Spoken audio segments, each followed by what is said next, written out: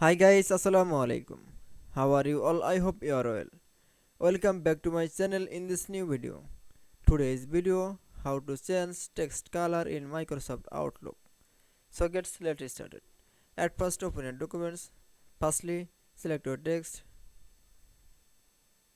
and go to the home menu option and select the text color option. Select the any choose color. So again that select the text and go to the text color option and any choose color.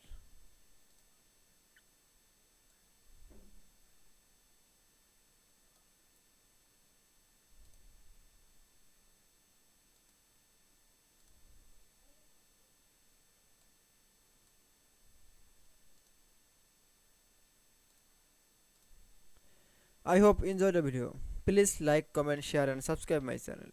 Thanks for watching my video.